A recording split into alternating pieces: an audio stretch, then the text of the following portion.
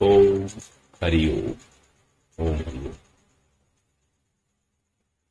चैतन्य स्वामी कामली चैतन्य सिद्ध पीठम इंदौर से एक बार फिर आपके साथ आपके सामने।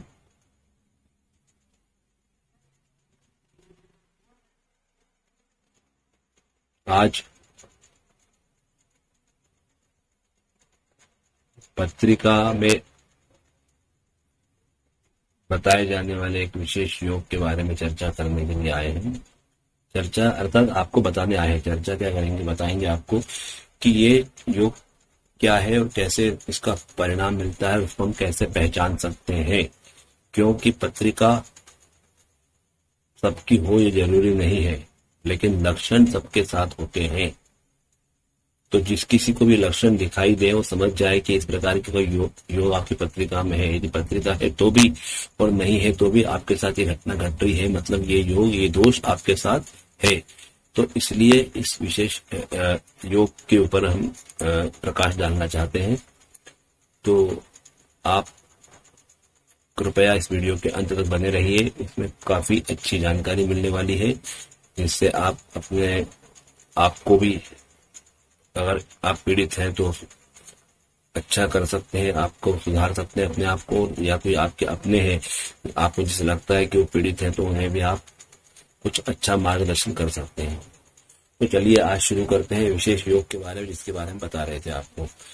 तो पत्रिका में अक्सर जो देखते हैं ज्योतिषी या जानकार कर जाते हैं, दिखाते हैं, तो बोलते हैं कि आपकी पत्रिका में काल सर्प दोष है, आपकी पत्रिका में पितृदोष है। तो ये पितृदोष आखिर होता क्या है, काल सर्प दोष आखिर होता क्या है? तो काल सर्प दोष जो होता है वो तो पत्रिका में कहते हैं कि राहु और केतु के बीच सारे ग्रह, जो सारे ग्रह नवग्रह जो हैं उसमें दो छाया ग्रह है, राहु केतु और 7 ग्रह हैं। तो राहु केतु के बीच जब सारे ग्रह आ जाते हैं तो ये काल सर्प दोष होता है। और 12 भाव है कुंडली में, तो 12 भावों के हिसाब से 12 जो है योग काल सर्प के अलग अलग बन जाते हैं। ठीक है, अब पितृदोष क्या होता है और काल सर्प दोष क्या है और इनमें आपस में समानता क्या है या इनके लक्षण क्या है? तो सुनिए, पितृदोष जो होता है और काल सर्प जो दोष होता है, इसके लक्षण होते हैं वो प्रायः एक समान होते हैं। जैसे काल सर्प दोष में ये होता है कि व्यक्ति तरक्की नहीं कर पाता है। जब नकारात्मक प्रभाव दिखाता है तो 2 प्रकार से होते हैं प्रभाव, सकारात्मक भी होते हैं, नकारात्मक भी होते हैं। तो सकारात्मक तो व्यक्ति की तरक्की कराते हैं, आगे बढ़ाते हैं, लेकिन जब नकारात्मक प्रभाव जब बढ़ते हैं तो व्यक्ति तरक्की नहीं कर पाता है।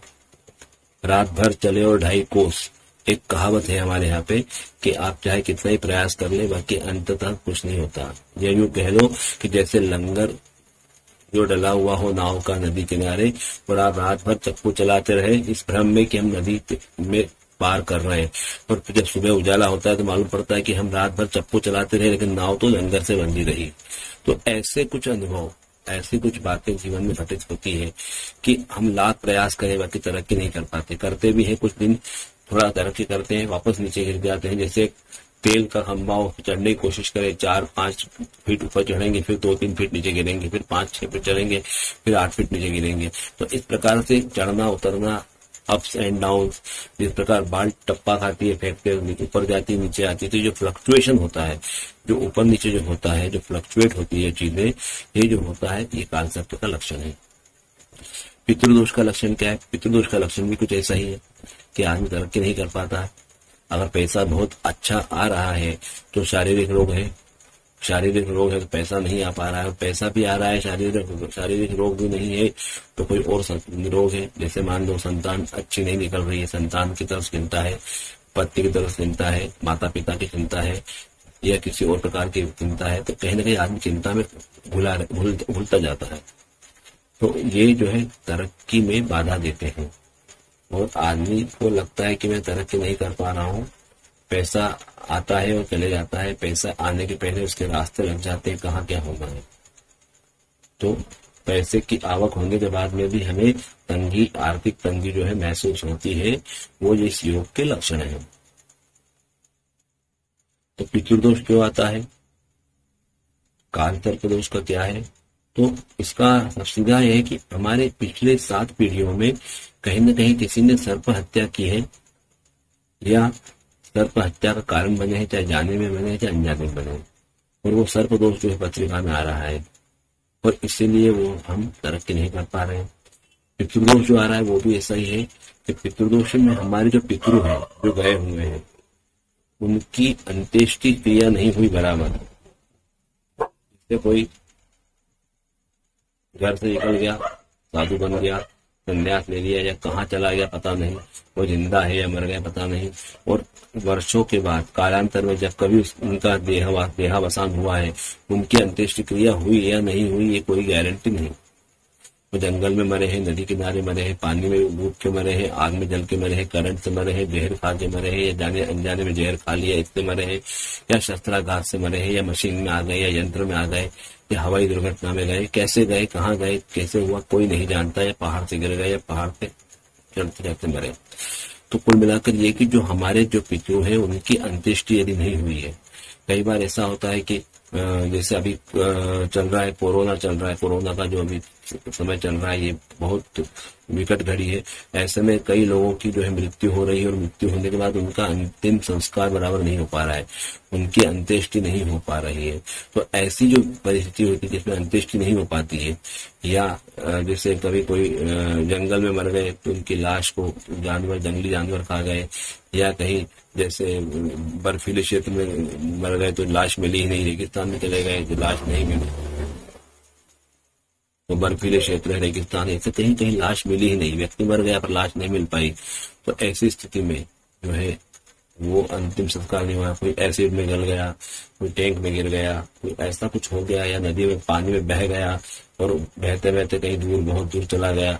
तो ऐसी परिस्थिति में जब अंत्येष्टि नहीं हो पाती, अंतिम संस्कार नहीं हो पाता बराबर विधि विधान से, तब उस स्थिति में उस आत्मा की गति नहीं होती, और वो आत्मा प्रेत योनि में भटकती है। प्रेत योनि में भटकती है इसलिए जो है वो शांति प्राप्त नहीं कर पाती, और उसकी जो कलप है, उसकी जो तड़प है, वो उस परिवार के उसके जो उत्तराधिकारी, जो उसके घर के जो वंशज है, उनको परेशान करती है, और वही बनता है पितृदोष का कारण। और कई बार जैसे संतान नहीं होती, शादी हो गई 2-2 साल, 5 साल, 10 साल हो गए, संतान नहीं हो रही है, या संतान में पुत्र प्राप्ति नहीं हो रही है, वंश आगे नहीं बढ़ पा रहा है, कोई खाने वाला नहीं है, वारिस नहीं है कोई, ऐसी स्थिति बन जाती है, उसके कारण दिया जाता है। तो ये दोष जो है पितृदोष जो आ जाता है, तो इस परिस्थिति में व्यक्ति को नुकसान होते हैं। पढ़ा लिखा व्यक्ति है, बुद्धिमान व्यक्ति है, पर उसकी नौकरी नहीं लग पा रही, नौकरी लगी प्रमोशन नहीं हो पा रहा है, योग्यता नहीं मिल पा रही, जवान लड़की है लड़का है शादी नहीं हो पा रही है, बहुत परेशान हो रहे, रिश्ते आ रहे हैं चले जा रहे हैं, या शादी हो गई तो वापस घर छोड़ दिया, पहुंचा दिया, पति ने त्याग दिया, या विधवा हो गई बहुत अल्पायु में, या परित्यक्ता हो गई, या ऐसा कुछ घटना घटी, या संतान जो है पथभ्रष्ट हो गई, व्यसन में लग गई, बुरी संगत में लग गई, धंधा व्यापार चौपट हो रहा है, या धंधे में कहीं ना कहीं हाय लग रही है, कहीं कुछ तरक्की नहीं हो पा रही, घर में डॉक्टर का बिल बढ़ता जा रहा है, या अनावश्यक खर्चे बढ़ते जा रहे हैं, या आपसी कलह हो रही है, या अड़ोसी पड़ोसी से या रिश्तेदारों से मतभेद हो रहे हैं, घर में झगड़े हो रहे हैं, किचकिच हो रही है, शांति नहीं है, समय पे आप खाना नहीं खा पा रहे, समय पे आप सो नहीं पा रहे, उठ नहीं पा रहे, आपका दैनिक जीवन बिगड़ा हुआ है, तो ये सारे लक्षण पितृदोष के होते हैं। आप पूजा करते हैं, आपको जमाई आती है, आंसू आते हैं, आप रात को डर के उठ जाते हैं, नींद में घबरा के, विचित्र सपने आते हैं जो कभी कभी याद रहते कभी नहीं रहते, पर आप भयभीत हो जाते हैं। ऐसा लगता है कोई पूजा के समय पीछे खड़ा हुआ है, कोई साथ चल रहा है, कोई है, ऐसा एक फोबिया जैसा होता है, भ्रम जैसा होता है। तो ये सारे जो लक्षण हैं ये पितृदोष के होते हैं। हाथ पांव में कपकपी आना, घबराहट होना, अज्ञात भय होना, ये पितृदोष के लक्षण है। कोई गलत सपने में आना, किसी गला दबाना या कुछ करना, या कोई डिमांड करना, कोई मांगना, हम समझ नहीं पाए वो क्या बोल रहा है, कुछ बोल के चले जाए, या घर की पितृ दिखे, तो ये पितृदोष के लक्षण है। अब इसमें क्या होता है, इसमें ये लक्षण तो सारे आ गए जो होते हैं वो लगभग, और इससे हर व्यक्ति जो पीड़ित होता है वो कहीं ना कहीं तो मतलब आमना सामना इन लक्षणों से व्यक्ति का होता है जो पीड़ित होता है। अब ऐसे में एक भ्रांति चली आ रही है, एक बात है कि पितृदोष है तो आप गया जी चले जाएं, नासिक चले जाएं, उज्जैन चले जाएं और श्राद्ध कर दें, ये कहाँ तक उचित है, ये एक विशेष प्रश्न है। तो नासिक जाना अच्छी बात है, त्र्यंबकेश्वर जाना अच्छी बात है, वहाँ करना चाहिए, वहाँ विशेष स्थान है, वहाँ कुशावर्त तीर्थ है, तो वहाँ तो आप कर सकते हैं, है ना। गौतमी जो नदी जो है, नदी है गोदावरी जो है, वो ऋषि गौतम के कारण जो अस्तित्व में आई है, गंगा उतरी अवतरित हुई। लेकिन जैसे गया जी गए, गया जी जाके श्राद्ध करके आ गए पितरों का, और वहां चाय के लिए कबस्सी, पानी के लिए लोटा गिलास सब छोड़ के आ गए, और उसके बाद पलट के नहीं देखा। और यह एक रूढ़ी है, एक मान्यता है जो कि सर्वथा गलत है, कि वहां जाके पितरों को छोड़ के आने के बाद पितरों का श्राद्ध करने की आवश्यकता नहीं, गया जी छोड़ दिया, आपको जरूरत नहीं।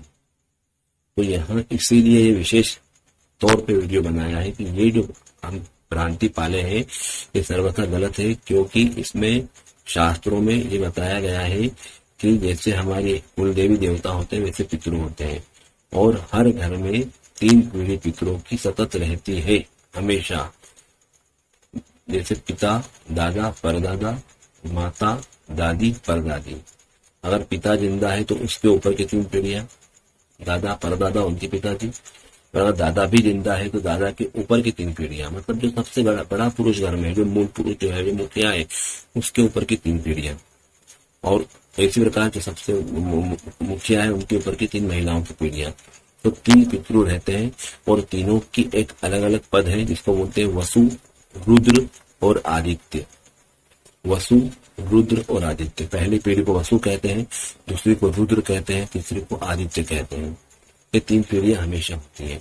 और जब कोई व्यक्ति देहावसान हो जाता है, जाते हैं, अंत्येष्टि होती है, तो उसके बाद 12वें दिन ही एक सपिंडीकरण की प्रक्रिया होती है। कई जगह 12वें दिन कर देते हैं, कई जगह 1 साल बाद करते हैं, कई जगह 3रे साल करते हैं। ये अलग अलग रूढ़ियां हैं, जबकि 12वें दिन कर देना चाहिए। सपिंडीकरण बोलते हैं इसको। सपिंडीकरण शुद्ध भाषा में कहते हैं, संस्कृत में जिसे शास्त्रों में कहते हैं, और कुछ लोग बोलते हैं पाटा मिलाना या पित्तर मिलाई, पितरों में मिलाना। जो हमारे घर के गए हैं उनको पितरों में मिलाना, इसको कहते हैं सपिंडीकरण।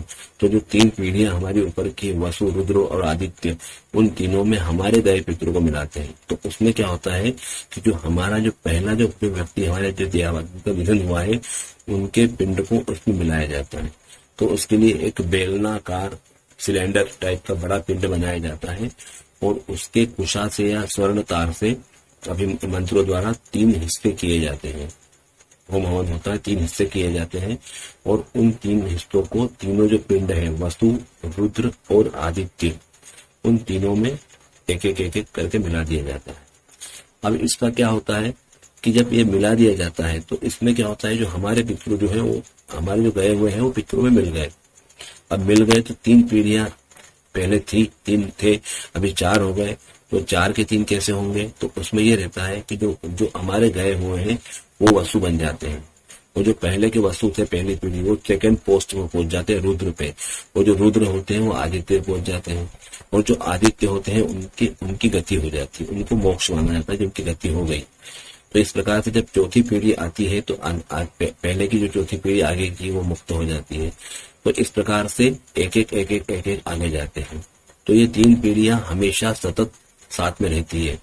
तो इसलिए अगर आप ये सोचते हैं कि गया जी जाके श्राद्ध करके आ गए और पितरों को छोड़ के आ गए और कुछ करने की आवश्यकता नहीं है, तो ये बिल्कुल भी उचित नहीं है। क्योंकि अगर आपने तीनों पीढ़ियों को वहां मोक्ष करा दिया, पहली बात तो ये संभव है नहीं, लेकिन अगर समझो ये होता भी है और मोक्ष करा भी दिया जाता है, तो फिर आपकी जो यहाँ जिसकी जो मृत्यु होगी तो आपका जो पिंड होगा वो कहाँ जाएगा, ये प्रश्न यक्ष प्रश्न है। क्योंकि जब पितर मिलाई होती है तो आगे के 3 पीढ़ियों में ही तो हमारे यहाँ के गए हुए को मिलाते हैं पितरों में। जब पितर ही चले जाएंगे तो मिलोगे काय में आप, मतलब आपका पिंड हवा में लटक जाएगा, आपको जाने को जगह नहीं मिलेगी और आपकी पितर मिलाई नहीं हो पाएगी। और जब तक पितर मिलाई नहीं होगी तब तक आपकी गति नहीं होगी, आप पितरों में नहीं जाओगे। और पितरों में नहीं जाओगे अर्थात आप कौन सी योनि में रहोगे? आप प्रेत योनि में रहोगे। अब प्रेत योनि में होंगे तो क्या होगा, तो जिस घर में प्रेत योनि में आत्मा रहती है वहां कभी भी सूतक समाप्त नहीं होता। जो 10 दिन का 12 दिन का सूतक रहता है मरने के बाद, वो 12 दिन का सूतक कभी समाप्त नहीं होता, वो हमेशा चलता रहता है जब तक कि वो पितृ प्रेत योनि से मुक्त न हो जाए। और जहां सूतक होता है वहां भोजन नहीं करना चाहिए, पानी नहीं पीना चाहिए, कुछ नहीं खाना पीना चाहिए, ऐसा कहा गया है। और साथ ही साथ सूतक के दौरान पूजा पाठ आदि भी नहीं करने चाहिए, होम हवन अंगारी नहीं करनी चाहिए, वास्तु पूजा, घर पूजा, शादी ब्याह आदि कोई मांगलिक कार्य नहीं होते। और अगर होते हैं तो सूतक में किए गए पूजा का जितना पूजा करने से पुण्य मिलता है उससे कहीं गुना अधिक पाप मिलता है।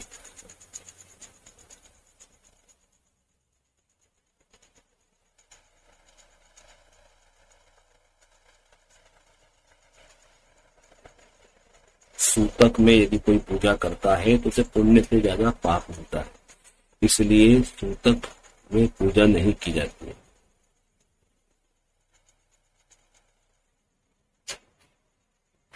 और यदि सूतक में पूजा हुई तो आपका पूजा करना बेकार है, बल्कि उल्टा आप पाप के भागीदार बन जाएंगे। तो यदि सूतक में पूजा करने से इतने नुकसान है तो सूतक में पूजा करना उचित नहीं, और उचित नहीं है तो अगर आप पितरों को वहां छोड़ के आ जाएंगे और आपके यहाँ के जो नए जो शांत हो रहे हैं, देहांत हो रहे हैं, वो पितरों में नहीं मिलेंगे तो आपके परिवार में सूतक हमेशा बना रहेगा और वो कभी पितरों में मिल नहीं पाएंगे और सूतक हमेशा बना रहेगा।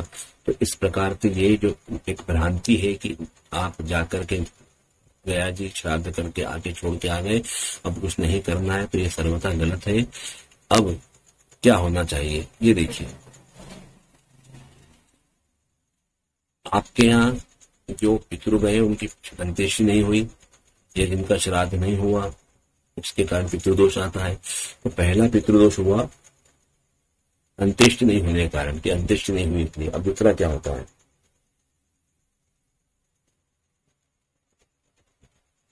दूसरा ये होता है कि जैसे हम लोग हमारा एक दिन व्यतीत करते हैं सुबह से शाम तक, वैसे ही जो हमारे पितृ हैं उनका भी दिन होता है ब्रह्मलोक में। पितृलोक जो होते हैं तो उनमें और हमें क्या फर्क है, फर्क ये है कि हमारे यहाँ का जो एक दिन होता है वो 24 घंटे का होता है और ब्रह्मा जी के यहाँ जो दिन होता है वो 12 महीने का होता है, मतलब मृत्यु लोक के 12 महीने और वहां का एक दिन बराबर होता है। ये कालावधि की बात है, अलग अलग लोक के अलग अलग जो काल होते हैं, जो अवधि होती है वो ऐसी होती है। तो ब्रह्मा जी ये कहते हैं कि आपने, हमारे पितरों से कहते हैं कि आपने जीवन में जो भी अच्छा बुरा ताक में रख करके, उचित अनुचित को ताक में रख करके जो कमाया, अपने पुत्रों के लिए, पौत्रों के लिए, अपने परिवार वालों के लिए इकट्ठा करा, माया मोह कर जोड़ी, जो मकान दुकान बनाए, जो भी कुछ अर्जित किया, और उसके बाद आप यहाँ पे आ गए हो, तो आप यहाँ रह सकते हो, रहने में कोई तकलीफ नहीं है। पर जब भोजन का समय होगा तो भोजन तो आपको आपके परिवार वाले ही देंगे, क्योंकि आपने उनके लिए सब इकट्ठा करा था, हमारे लिए नहीं करा था, इसलिए भोजन तो वही मिलेगा।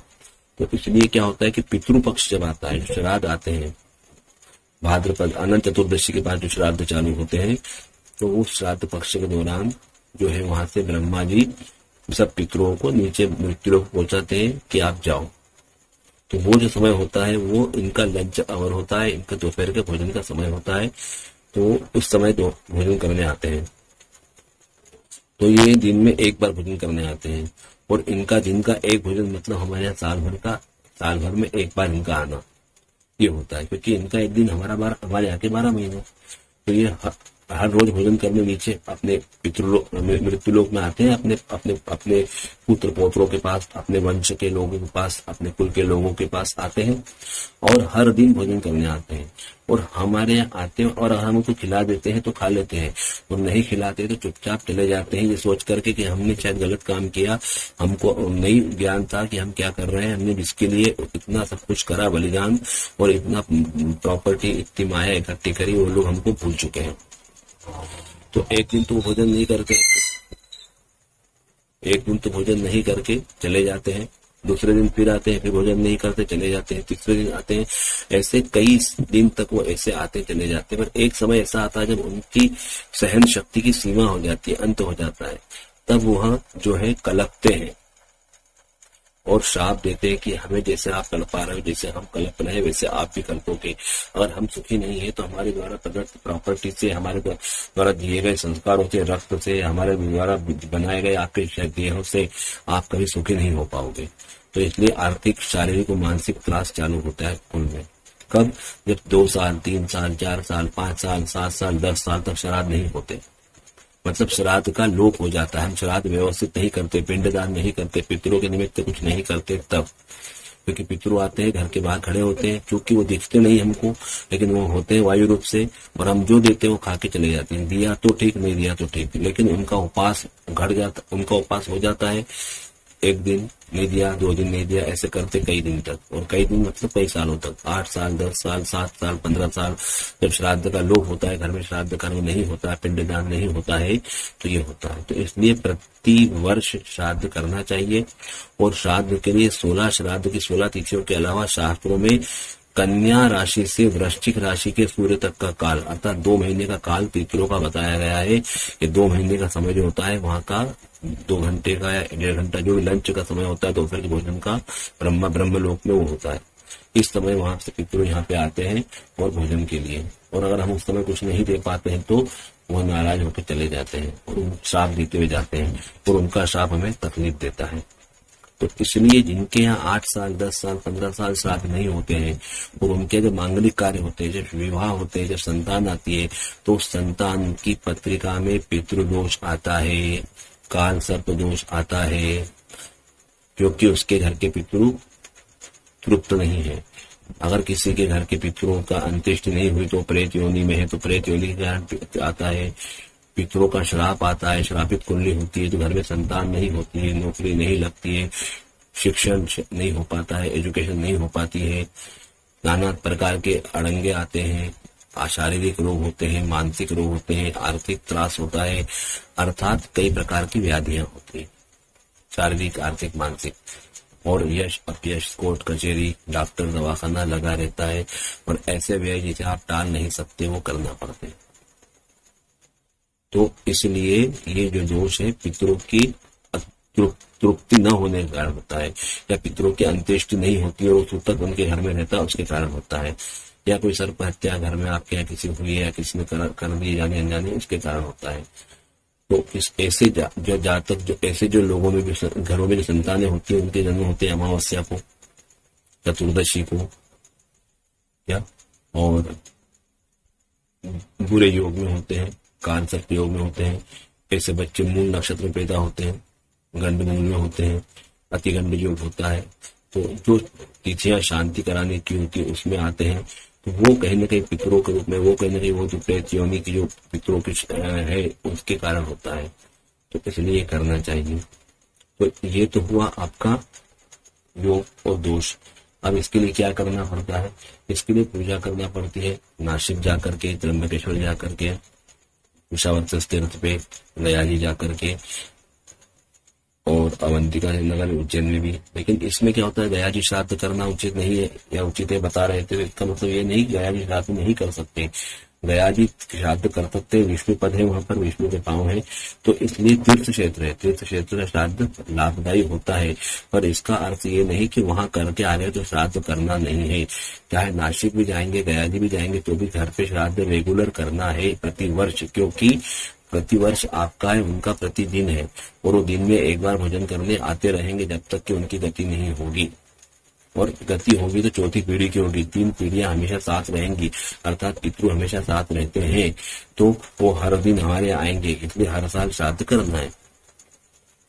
अब नासिक जाके क्या होता है? नासिक जाके जो विधि होती है उसका सिर्फ मूल तत्व ये रहता है अनुसार कि हमारा माफीनामा, हमारा प्रायश्चित होता है कि हे पितृदेवता, हम आपके श्राद्ध कर्म का, हमारे घर में लोप हो चुका है, हम आपके श्राद्ध कर्म नहीं कर पाए, 1 साल, 2 साल, 5 साल, 7 साल, इससे आप लोग भूखे रहे, आप अतृप्त रहे, आपको हमारे कारण कष्ट हुआ, हमें क्षमा करें, और आज हमारी पूजा स्वीकार करें, तृप्त हो और आशीर्वाद दें।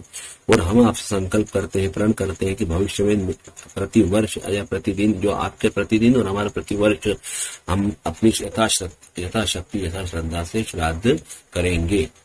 ये होता है संकल्प और ये होता है प्रायश्चित उस जगह पे नासिक में जाकर के।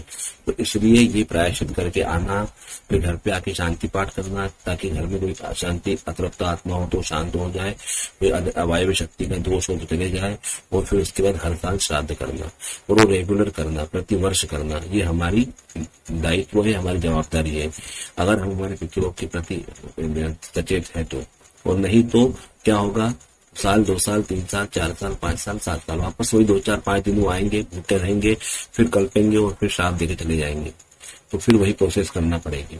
तो अगर आप चाहते हैं कि आपके यहाँ पितृ दोष ना हो, काल सर्प दोष ना हो, और आप आने वाली आपकी पीढ़ी जो है उनकी पत्रिकाओं में दोष ना आए, तो आप ये श्राद्ध जो है पहले नासिक जाके पूजा कर ले पितृदोष की, और उसके बाद घर पे आके शांति पाठ करें और फिर हर साल श्राद्ध करें। हर साल श्राद्ध करने से आपके यहाँ से ये दोष नहीं के बराबर हो जाएगा, नहीं आएगा। इसमें भी एक बड़ी पूजा होती है जिसे महालय कहते हैं। महालय श्राद्ध यदि आप हर साल घर पे करते हैं तो आपको पितृदोष से पूर्ण रूप से मुक्ति मिल सकती है। जिन बच्चों की पत्रिका में आ चुका है वो तो आ चुका है, पर आने वाली संतान है उनकी पत्रिका में दोष नहीं आएगा, और आपके घर में भी संतान दंपत्ति संतान होगी, पुत्रों की प्राप्ति नहीं होगी, पुत्र की प्राप्ति होगी, धन ऐश्वर्य की प्राप्ति होगी, रुके हुए कार्य होंगे, कहीं जमीन जायदाद का मामला है, पितरों की संपत्ति का मामला है जो आपको नहीं मिल पा रही है, कि कागज रखे नहीं मिल पा रहे, कहीं कुछ सबूत नहीं मिल पा रहे, या आपका अपना पितरों की प्रॉपर्टी जो आपका हक की है मिल नहीं पा रही है, तो वो सब संभव है। उसके लिए महालय श्राद्ध करना चाहिए, उससे संभव हो सकता है।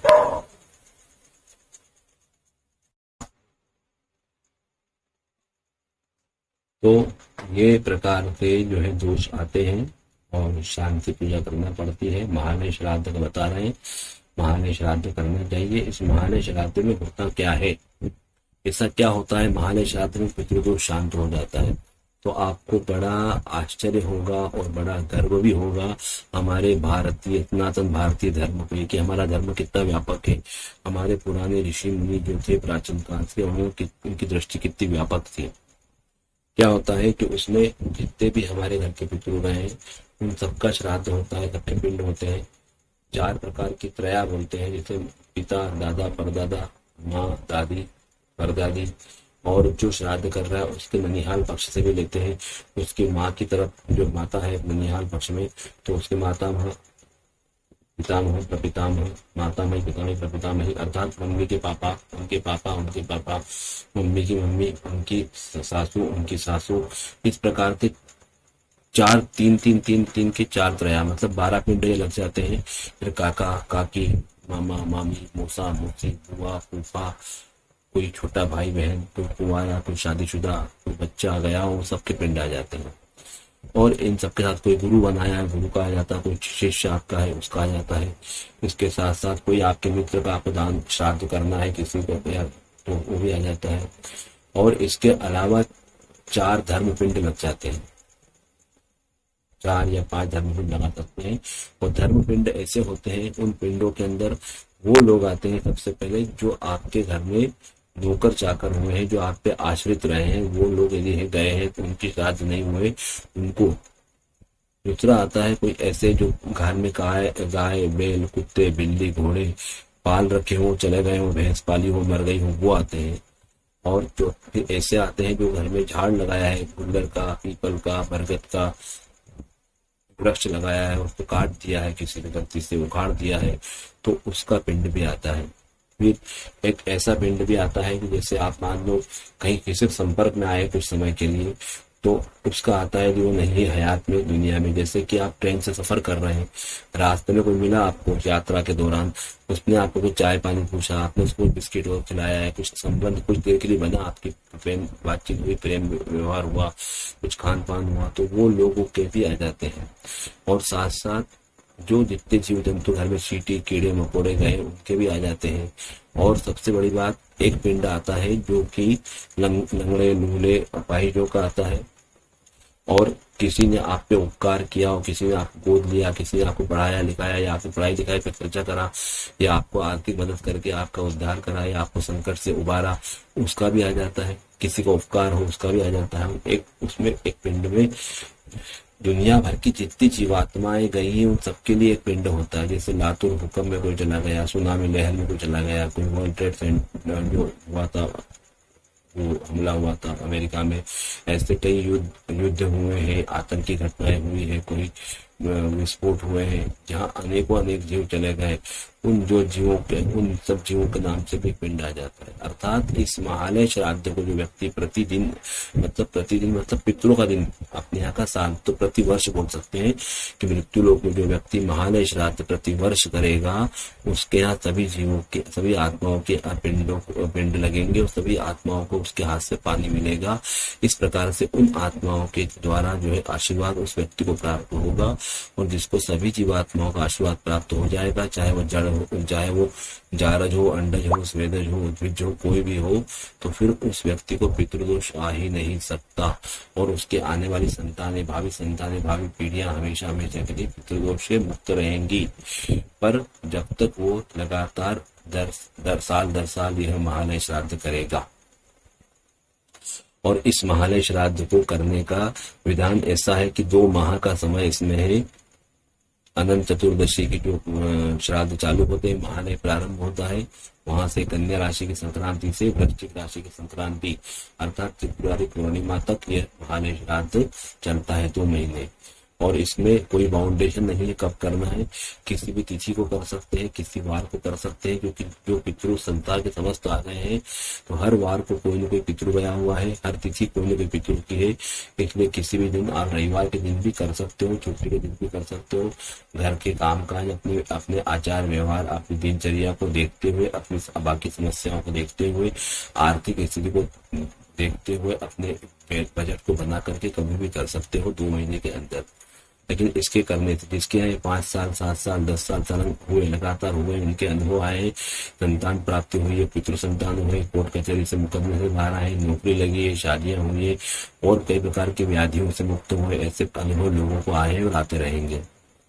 तो यह इसका बहुत बड़ा महत्व है। अब नासिक जाके करना, उसका क्या लाभ और हानि, ये देखिए आप।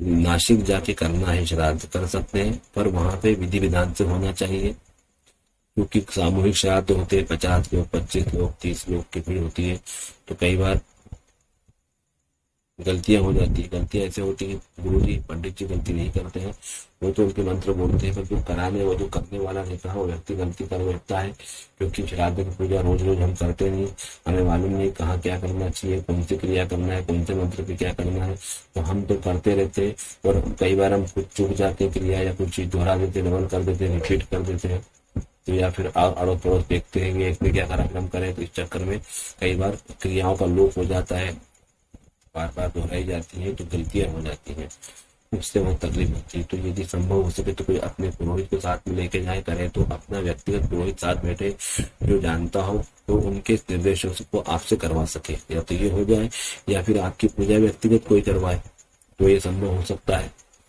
अन्यथा अगर ऐसी पूजा में गलती होती है तो ये भी होता है कि वहां से आने के बाद साल भर के अंदर अंदर हमारे घर में कोई घर के बड़े बूढ़े या कोई पितृ या कोई सीनियर लोग जो हैं उनको हानि हो सकती है, बड़ी क्षति हो सकती है, छोटी हो सकती है। ये इसके दुष्परिणाम है श्राद्ध की गलतियों के।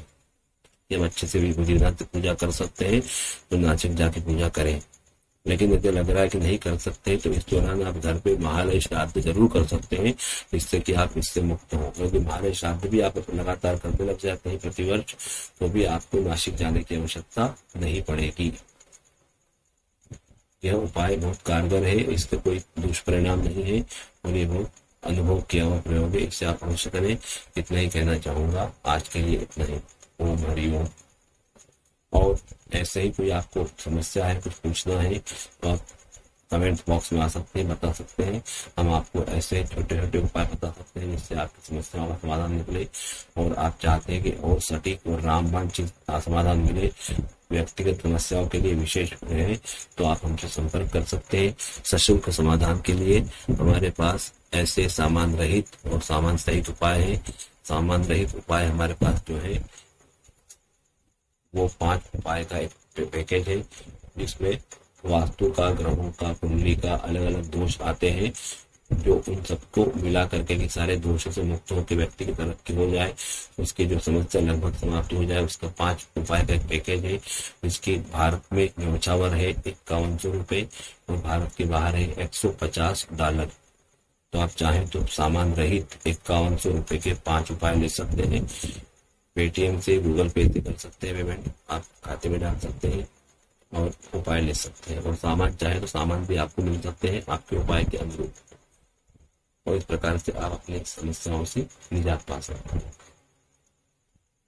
अगर आप चाहते हैं तो एक बार अवश्य संपर्क करें चैतन्य स्वामी कामदेव, चैतन्य सिद्धपीठ।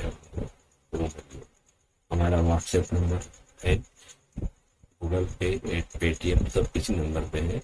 नंबर नोट कर लीजिए 9303691134। और यदि आपको ये लगता है कि ये वीडियो अच्छा है और ऐसे वीडियो मुझे और मिले देखने को, या मैं और कुछ चाहता हूँ या चाहती हूँ, कोई समस्या है, तो आप इस चैनल को सब्सक्राइब कर सकते हैं। इस सब्सक्राइब के न केवल आपको देखने को मिलेंगे और आपके जो आपसे जुड़े हुए लोगों तक ये पहुंचेंगे, और आपको कहीं ना कहीं इस पुण्य का लाभ मिलेगा। क्योंकि किसी का काम होगा तो वो दुआ देगा, तो वो दुआ आप तक भी, आपके खाते में भी जाएगी। तो अगर आप चाहें तो सब्सक्राइब कर सकते हैं, हम आपसे कहेंगे नहीं करें। अगर आपको लग रहा है कि ये वीडियो वाकई देखने लायक है,